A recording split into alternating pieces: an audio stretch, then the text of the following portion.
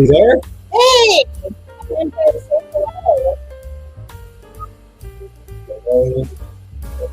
Hello, everyone. I'm going to turn our music off. I'll tell you what, we were about 10 seconds late because Oh my goodness. I 10 know. I'm seconds. just like, I'm so filled with chagrin. That's I can't like believe 3 it. weeks. Oh goodness, how is everybody tonight? Tell me where are you coming from and what you're sipping? What are you up to tonight? What's your dinner plans? All right, let me set this up here, friends. Okay, let me set this up. So just before we started, I was looking. Dale has had quite the busy day. And just before we started, I was looking at all of his texts, and so he has today. He is covered. Oh, look, Jamar. Hello, how are you? Martin? In the gym from That's Rowlett. crazy. Okay, Rowlett. That's where one of our agents lives. Blake lives in Rowlett. Is it a leg day, arm day? Yeah, which kind of day is it? Leg, arm. So we want to know. Tell us the details. So anyway, so I was looking at Dale's text today because I knew he'd been a really busy day and he was racing in here.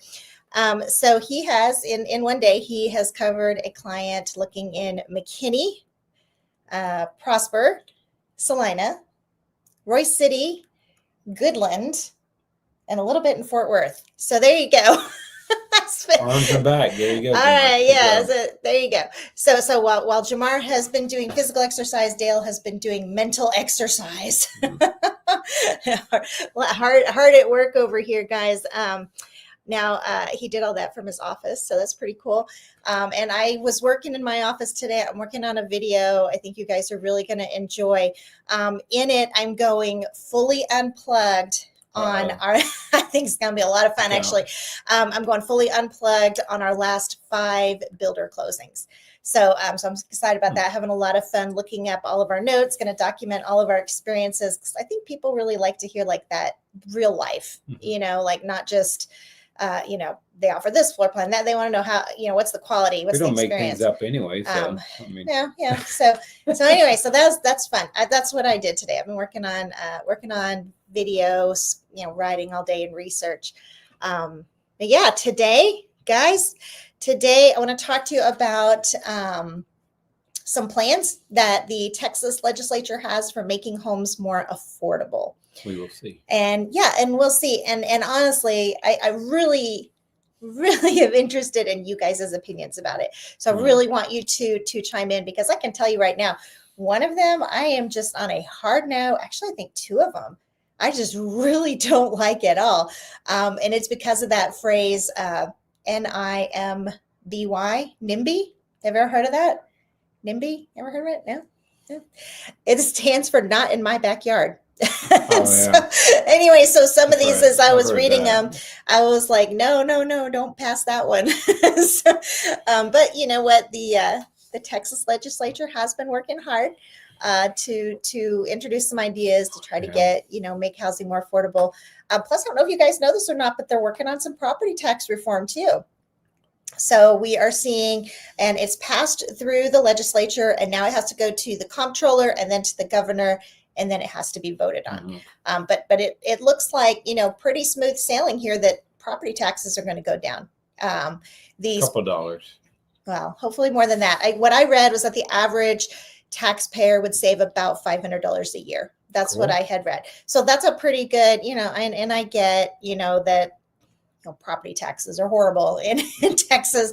I completely hear that. Okay. But still, that's at least some good news. Basically what they're doing is they're raising the homestead exemption.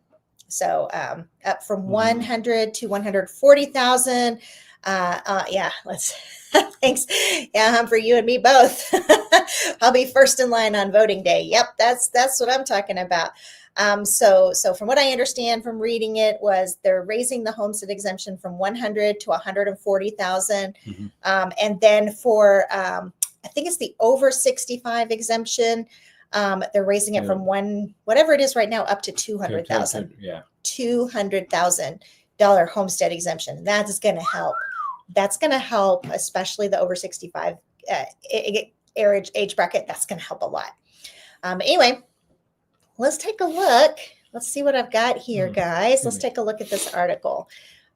Because I think we'd all agree that we've got an affordability issue. Which, by the way, I do have to chime in here, having 6 kiddos and 4 of them being in the home buying stage.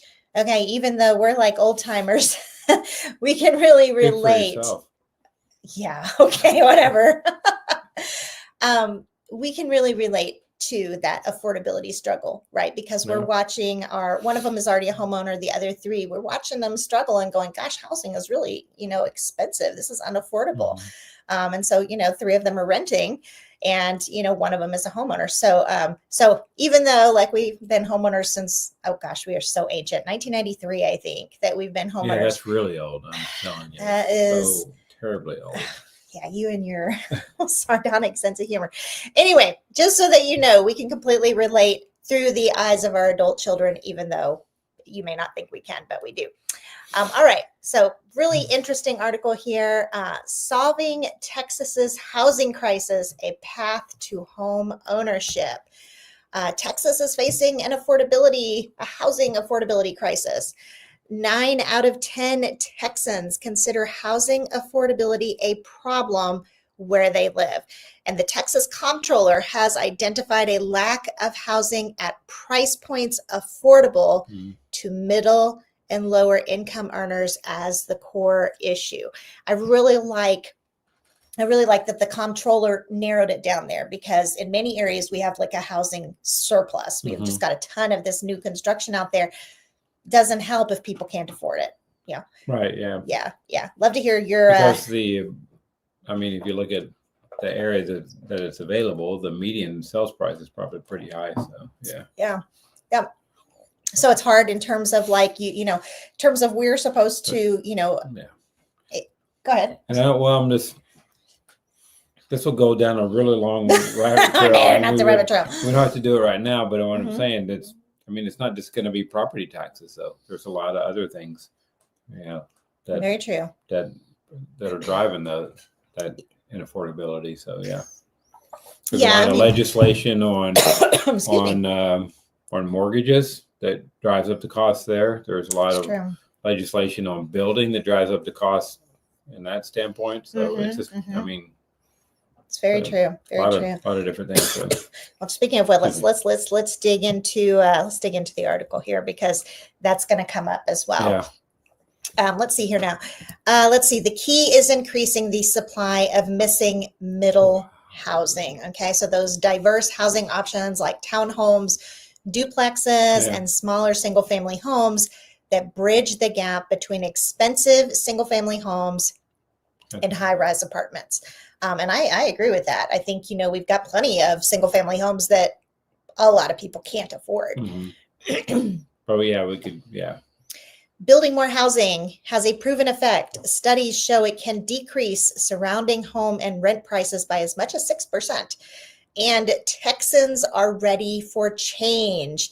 75% support allowing apartments near transit or job centers, and 71% favor converting commercial buildings to housing. Okay. And they are doing, that is something that's been working on for a while, because if you notice in Texas, especially the Dallas Fort Worth area, I think Houston was a lot like this too. It was the big indoor mall thing, and stuff, but a lot of those are not doing so well. So they're starting to convert some of those into commercial and apartment type situations, like that. So but in my opinion, though, apartments still, you're probably not going to own it. That's still more of a rent. I think it would be more like condo. You want to be condo and townhome situation. Townhomes can add a lot of value to areas. Actually, honestly, look at Plano. There's some areas in Plano that there's some high value that has a lot of townhomes that do well. If you Frisco has that as well too. So yeah. If you think about it, like you've got so many of these archaic indoor malls. In Arlington, you had the Forum. In South Dallas, you had the Southwest Center. I'm thinking in Mesquite, maybe Richardson. You've just got a lot of these old malls. So it's really interesting to think about. I know the Southwest Center Mall, that one was converted to like medical office buildings. Yeah, and it's done There's just some fine like apartment that. they built on the south end of it too, I think. So, So that is really interesting, I mean, though. it does Like, add more places for people to live at least, but still, I think if you're going to add value and still keep the affordability thing, I think townhomes would be a better situation. And that's my personal opinion. No, I agree too. Humphrey, it would be nice if a lot of these smaller BTR homes were available for sale rather than rentals only. Exactly. Yeah. It sure would. And Rhonda says, hello. Rhonda, I'm so glad Rhonda. you made it. Hello. Good to see you again. It is good to see you. Okay, let's get back to our article here. Let's see where we are. Okay. During the upcoming 89th legislative session, Texas has a real opportunity to address this crisis. Here are some key proposals, including several important bills that deserve serious consideration. I'm just telling you right now, one of them I really don't like. Expanding mixed use and residential zoning. Imagine a Texas where housing can be built in areas zoned for commercial, industrial, or mixed use without requiring a new commercial zoning change. This mirrors Florida's successful Live Local Act, a law that has spurred the development of thousands of new housing units. What do you think about that? Yeah, it's a little bit like Houston too. And I mean, I think Dallas-Fort Worth has done very well at being some of the better zoning, so that it keeps the density down. And I mean, it's a lot different from all over the U.S. I don't know. I'd have to read into that a little bit more just to see. Yeah. Because I know there's a lot more into to what than what they were just saying in that one little statement. So something that comes to mind when I hear that is I think of walkability. Yeah. Like, how much better would that be? The walkability factor, if it's like right near, right there. Like Las Colinas has that. They've got their office buildings mixed in with their residential, and it's just got some shopping there. It's very cool. I mean, it could work in certain areas. I think it just. Yeah. I think they just need to not make it widespread and say, well, go ahead, we can do this everywhere. Yeah. No, I agree.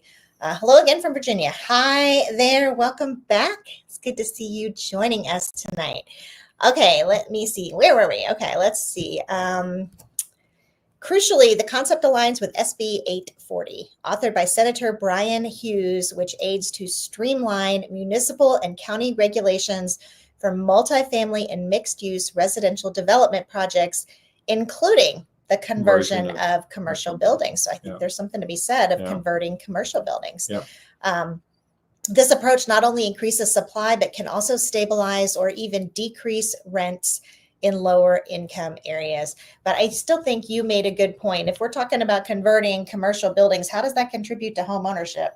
Like you've got to make it purchasable, or you're just giving more rentals, so can you do that with commercial buildings? You would have to turn them into condos. So, which is not like a huge thing. It helps the owners of it, but didn't help the residents. Much. Okay, converting, I think this is really interesting too. Converting underutilized office buildings. Texas cities like Austin, Houston, and Dallas have high office vacancy rates.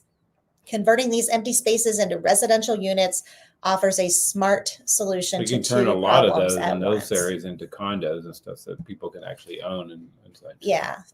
So it seems like they're really kind of leaning into condos. That even if they're still saying home ownership, more about apartments, but I think that's what it looks like. Yeah, the whole thing is supposed to be like about home ownership. Home ownership, so like you got to make these home ownership, or else I mean, I guess you could argue that it's making at least living more affordable. Yeah. Right. I mean, even if you're still renting, if it's making it more affordable, that's still progress. By the way, guys, please chime in. I'm very interested in your thoughts. And also, if you have any questions in general, new construction, housing market, whatever it is, drop it in the chat. Glad to talk about it. Okay, let's see here now. This strategy has proven successful in other states and can, when paired with tax abatements for these conversions, further incentivize development. Again, SB 840 plays a crucial role, specifically addressing the conversion of commercial buildings to mixed use and multifamily residential occupancy. So again, it's like it's giving, a affordable place to live, but it's not really encouraging home ownership. It could be. I mean, multifamily doesn't necessarily have to be just for rent. So. That is true. That is true. Number 3, empowering landowners on larger properties, allowing landowners with 5 or more acres to vote to approve smaller lot sizes than what the municipality dictates can significantly increase housing supply. This is the one that can really start causing problems. In our area, we even voted against that and pushed out a developer that was trying to bring in really dense housing into one of the, I don't remember how many acres it was. It was an area that they were looking to purchase and do that. And it would have just, but I don't know. I don't agree with the super high dense build houses on top of houses, basically kind of thing. Yeah, it's and again, there is so much land. I just drove through. I went out Forney, and then I drove up from Forney up through Rockwall, Wiley, up to Levon and stuff. And there's lots of new construction, but there's still tons of open land out there that way. And then when you come back through closer into town, and there's still lots of open land closer into town too. So, well, it's not like we don't have land, so we don't have to build houses on top of houses. So. Well, and you know how like the national government was saying that they could donate federal lands. It would just be interesting to see if like the state could do that. Yeah. Like the state owns land. Why can we not donate? Because if we can remove the cost of the land in some way or mitigate it, then we ought to be able to provide more affordable housing that way. And then you're right. It doesn't have to be like all piled on top of each other. Super dense. Yeah, it doesn't have to be. I like your. What happens when you start doing that, when you make it super dense like that, it starts out affordable, but eventually it gets run down and becomes a lot more expensive. So. Yeah, and if it's affordable, you kind of have to put some rules in place. Otherwise, it all turns into rentals. Yeah. You know what I'm saying? Like investors are looking for affordable too. So I think when you think about affordable, if you're going to really do this, then you've got to have something to encourage owner occupancy. Okay, let's see. Where are we? Houston's experience demonstrates the positive impact of this approach. I hear something. Somebody's disagreeing over here. After reducing minimum lot sizes, the city saw a 40% increase in housing supply and a 20% decrease in prices. But clearly you have an opinion, so let's hear it. Houston is one of the worst zoning areas in the U.S. and their zoning is horrible. You can just build just about anything you want, anywhere you want. I mean, I know it's a lot more detailed than that, but still, I've been down there, and it does get very super crowded in a lot of areas. And I know people down there that are actually starting to complain about how much it's growing in the areas too. So. Interesting. All right, let's see. Where are we? All right, restoring property rights and streamlining zoning changes. Okay, this is where I get into don't even. All right, you guys, so get ready. I'm not going to agree with this one. Current Texas law allows a small minority of neighbors to effectively veto zoning changes, creating bureaucratic delays and driving up housing costs. Reforming this process to require a higher threshold of opposition and a simpler city council override. Oh, no. Yeah, would empower property owners and streamline development. SB 844, also sponsored by Senator Hughes, directly addresses this issue by reforming procedures for changes to zoning regulations or district boundaries, which is vital for facilitating needed housing development. Oh man, don't get me started on that one because no way. I don't want to see that one at all. The neighbors, think about how scary that is. You could have like the whole neighborhood kind of going against it, and then the city council could just override it. I don't like that. I know we personally, our home backs up to open acreage that currently has horses in it. If they tried to put in, like massive small lots, we would all fight that. Yeah, well, we already had a thing where basically city council pushed through a situation where they built in an area and didn't even follow the rules of how they were supposed to, how much trees they were supposed to clear and things like that and stuff. Even without the vote of the even though the community around it voted against it, so pushed against it. So Yeah.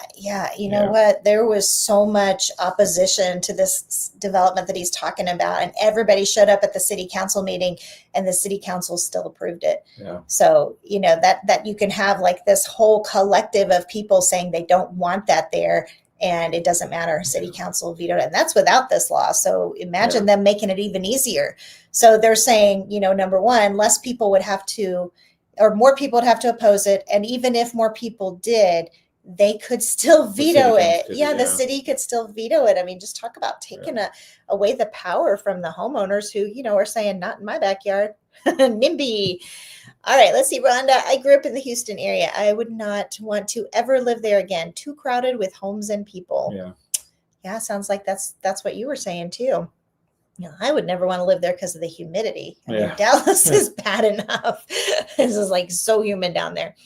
All right, so I do not agree with this one at all. Furthermore, SB 854, sponsored by Senator Mays Middleton, offers another avenue for increasing housing options by making it easier to build housing on land owned by faith-based organizations. Okay, I don't have, you know, any major issues with that. All right, this second article kind of goes into a little bit more what we were talking about.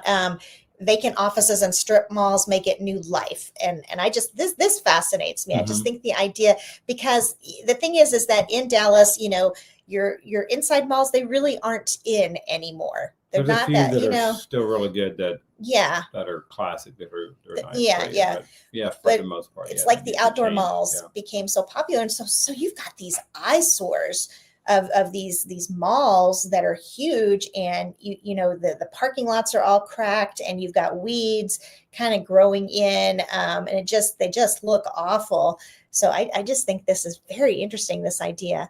Let me see here now. Okay, vacant offices, strip malls make it new life as housing in Texas's largest cities. Empty offices, vacant strip malls, and warehouses even could help solve Texas's housing affordability crisis after state lawmakers advanced legislation Tuesday. The Texas House gave final approval to Senate Bill 840, which aims to allow apartments and mixed-use developments to be built in certain cities along retail and commercial corridors and in places that now only allow office buildings. The bill by State Senator Brian Hughes, a Mineola Republican, would let owners of those properties build homes on that land without having to get it rezoned.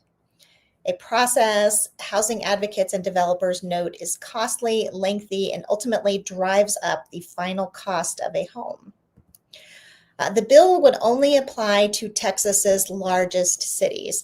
It's limited to cities that have a population greater than 150,000 people, that sit in a country in a county with at least 300,000 residents. That's still quite a few cities here in the DFW area. That's a lot still.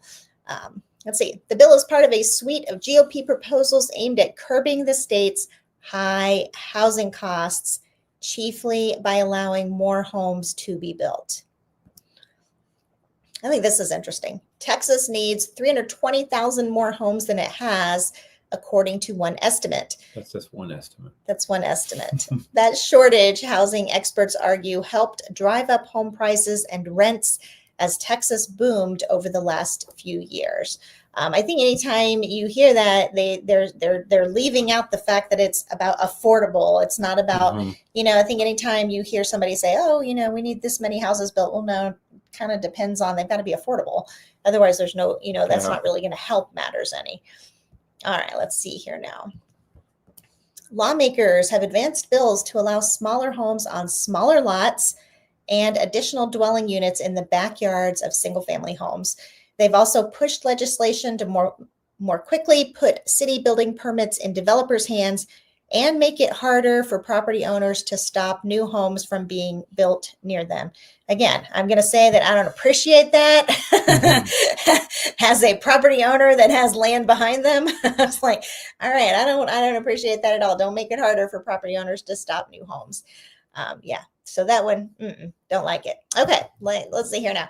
With key deadlines looming and less than 2 weeks to go in the legislative session, none of these bills have reached Governor Greg Abbott's desk. All right.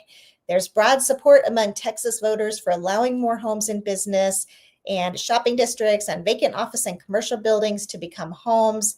A recent poll conducted by YouGov and Texans for Housing found. That support also holds for moves to make it possible to build accessory dwelling units and smaller homes on smaller lots, the poll showed. I think that's interesting. Like, I'm not necessarily, how the poll was written. Yeah, and I'm not necessarily opposed to being able to put ADUs in yards that are big enough. Mhm. I mean, I think, when we're old and ancient, I'm like, if our kids want to build us a small home on their yard, all right, maybe. But where I struggle is taking away the voice of the current homeowner. Yeah. I think they should be able to, have a say in what's built right near them. Yep. I completely agree. Yeah. What do you guys think? Nobody's talking tonight. Come on, tell us a little bit more. Pop some questions on here. Otherwise, we are going to we're going to scoot and go get some dinner. Okay, let's see here now. Yeah, DV says everyone wants affordable housing. They just don't want it near their neighborhood. Yeah, I get that. Also, hello. Yes. Oh, also, hello. Yes, hello. Yeah. But affordable housing doesn't have to be bad. It just depends. It depends on how it's done. It can be done in good ways. Yeah. I mean, yes, there is some legislation problems that the way that some of these zoning requirements and some of the requirements for changing zoning and things like that. Yes, I agree that should be worked on, but it doesn't mean that you completely take away control from the homeowner, the current homeowners, and just give it to the city or county or state. So there's a difference.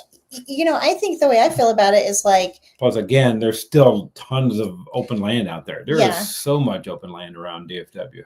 Yes. Why can't we get the state or the counties to donate some land or something like that? I don't know. To me, couple hand in hand, when I think, okay, affordable housing, am I okay with that being nearby? I want to see protections in making it be owner occupied.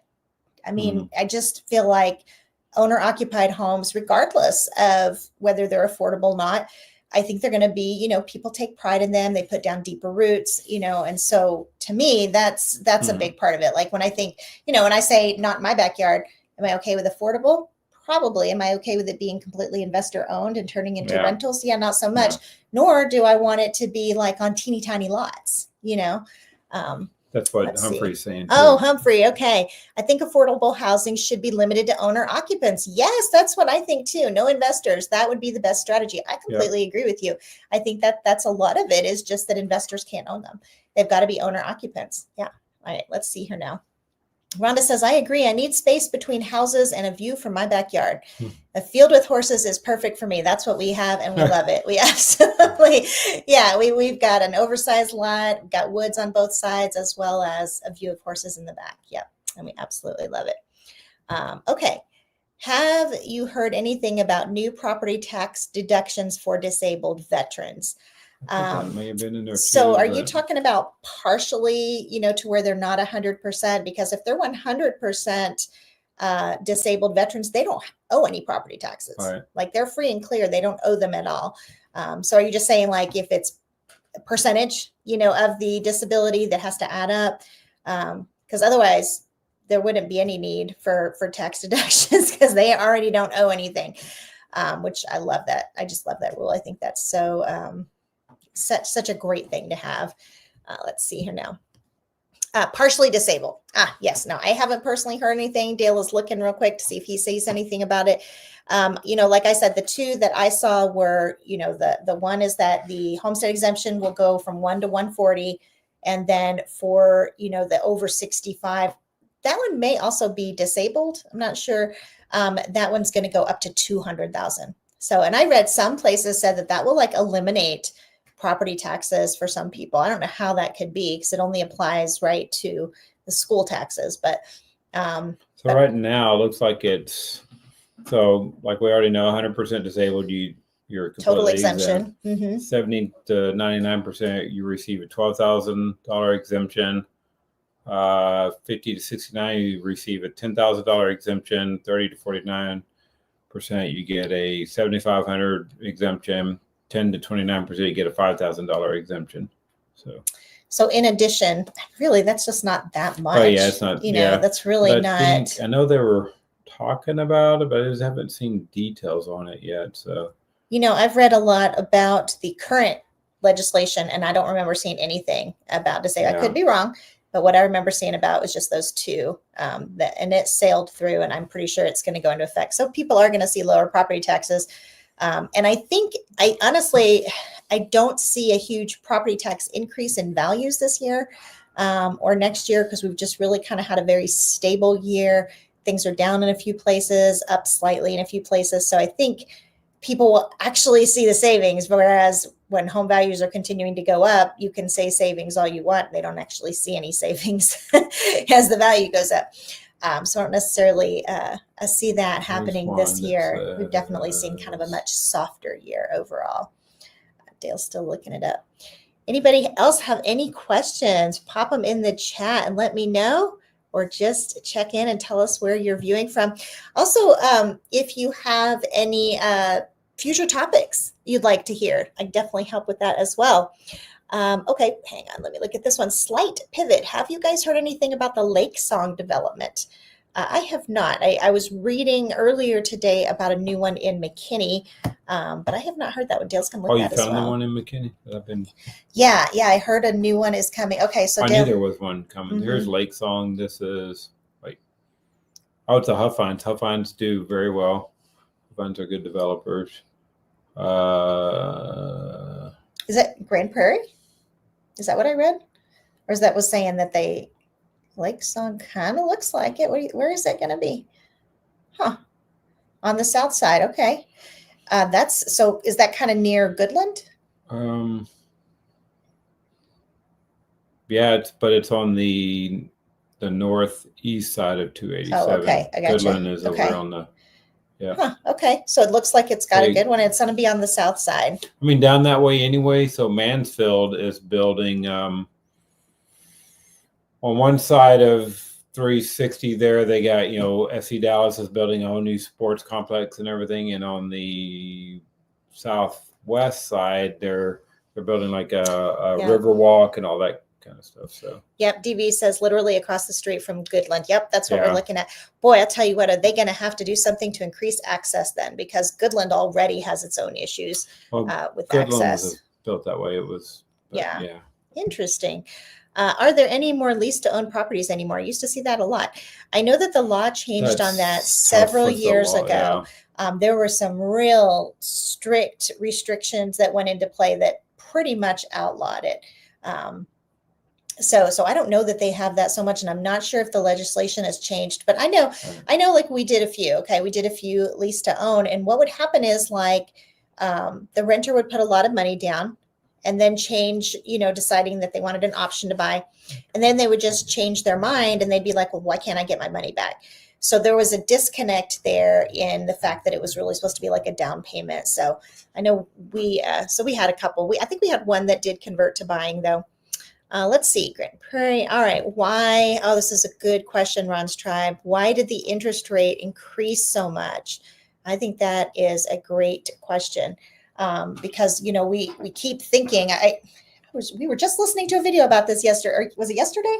Mm-hmm. Yeah. About how, the things are looking better. Inflation is cooling, but we're not seeing interest rates budge. Well, but it's still the long-term, treasury rates and stuff like that are still up and stuff. So that's a lot of the reason right there. So so much has to do with the treasury rates, which has to do with stability and investing in stocks and stuff like that. So it's still up and down. So investors go towards the bonds and stuff. So long-term bonds. So that pushes the rates up on those. So then, so that pushes up long-term rates, which is mortgage rates. So.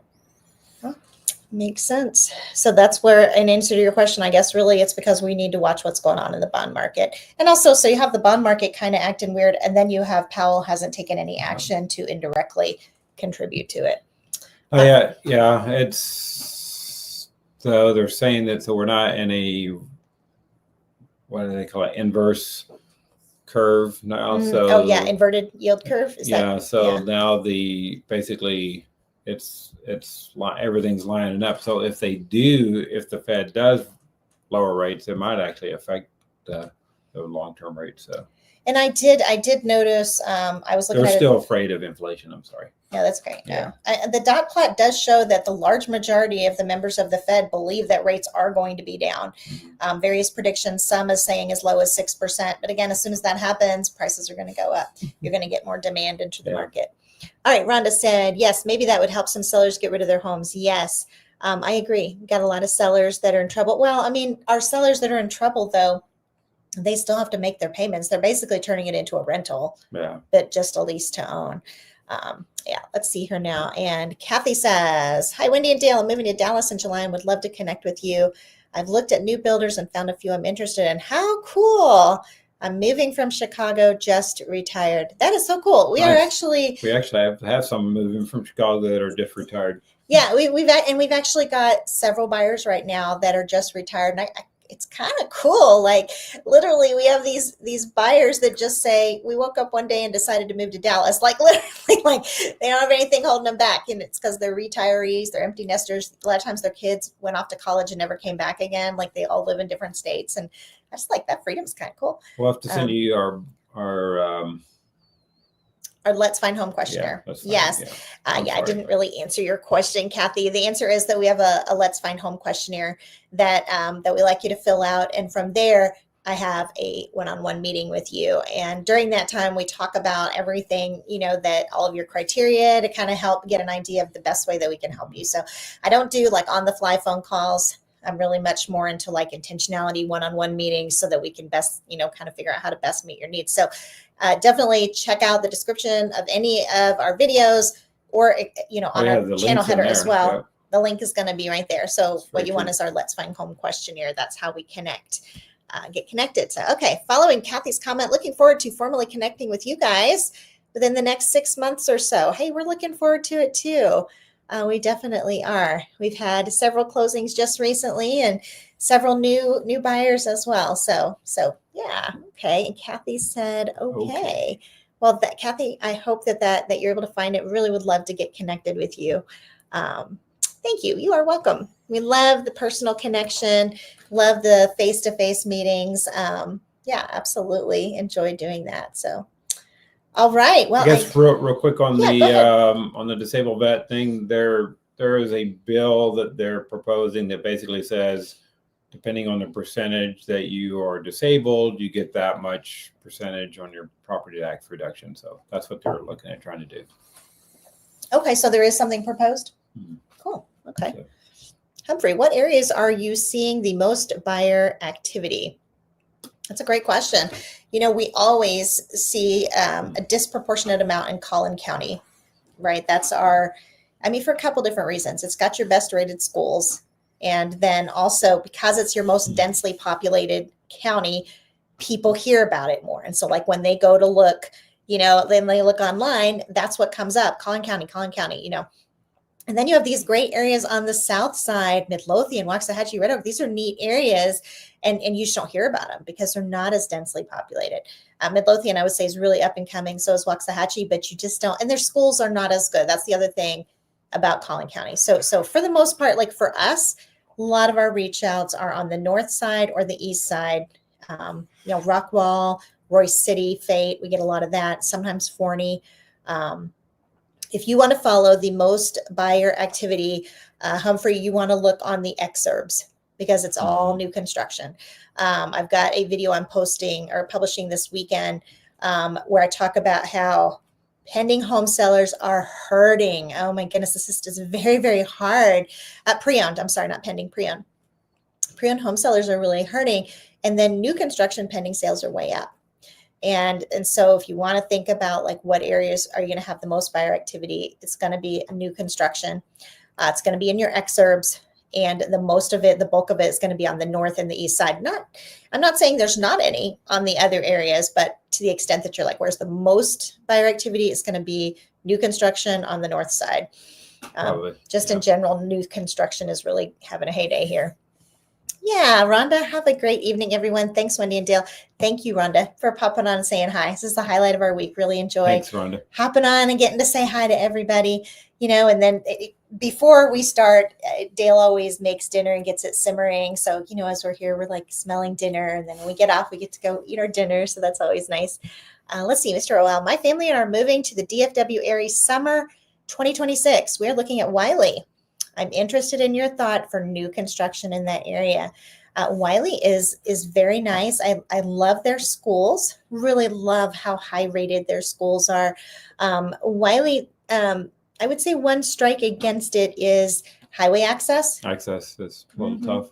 It's a nice area though. It's really in one of the most popular communities is Inspiration on the north. Definitely, yeah. On the north side, and it probably has some of the best access too. But it's a little bit. I mean, the only real highway is it's an old state highway 78 that comes from the south, and it kind of goes straight up through. So, but Wiley is nice, and it's definitely one of the highest rated school districts. It definitely is. And the interesting thing about Wiley is that the entrance into the city is not very attractive. And so as you're driving in, you see a lot of grandfathered in things like mobile homes, old framed houses that have just kind of been grandfathered in. And you're like, where am I driving into? Like, what is this? Definitely some nice communities. But then you get into the suburb itself and you're like, oh, okay, this is really nice. So I would say plenty of people decide against it because of the highway access and because of the ugly entrance, but it's got some great new construction. And then you've got the schools. And I don't know if schools are important to you guys or not, but the schools really just something. I mean, I think property values as well. Just, it's really great to have schools. In fact, I'll give you an example of this. Dale was out looking at Levon, Hillstead, right? Mm-hmm. And he said, I can't believe why is Hillstead so expensive? Yeah, they really raised the prices. Yeah, so really right. Well, here's the thing. Levon in general is in community ISD, which has horrible, very low ratings. And then you have Hillstead, which is in Wiley ISD, right? And so there's this huge price differential between Hillstead and the other communities in Levon just because it's in Wiley ISD. So that really speaks to the difference that the schools rate. Oh, Mama Saho. Okay. Hello. Hey, Mama. How are you? Mama is one of our clients we've been working with to help find a house. Yes, glad we are talking about Wiley. That's right. You've been looking at Wiley, and Wiley itself has some good self-sustaining factors. So it's not like you necessarily have to get out of town to find stuff. Like, it's got your restaurants, it's got like little sports fields and things like that. It's got some good businesses. So reminds me a little bit of Rockwall in that way, how, Rockwall, in order to get out, you got to cross the lake, and how long that is. And Wiley, you have to go kind of down a road before you can get to the highway. But if you work remote, oh goodness, it can work really well. In fact, I'll tell you this, and I know I've told you this as well. We have been at Inspiration showing houses when schools have let out, because they have on-site elementary schools. And it is the coolest thing. When the schools let out, you see all these mom and dads walking down the street to pick up their children from school. And it's just everybody's greeting each other, and it just has this really neat community feel. Makes sense, because if you're going to live in Wiley, you're going to do very well if you work remotely, right? Because it doesn't have fast highway access. So it's not a great suburb if you're a commuter. So it's very cool, though, if you're ever in Inspiration about the time 3:00, and you just see all these families and they're all walking out together and saying hello to go pick up their kiddos. So Inspiration, I think in particular, very family friendly, very family oriented. Mama, it's good to hear from you. I'm glad you're checking in. Yeah, I think Wiley's a great choice. Great schools. Good for that. Okay. Anything else? I don't have anything. He's got nothing, guys. Okay, except for dinner. I'm hungry. All right, let's see. One more comment. Thoughts on the Justin, Corinth, and Little Elm? Justin is growing. There's a lot of new communities out there. There's even some new high-end communities like that done by Hillwood, which is one of the top developers.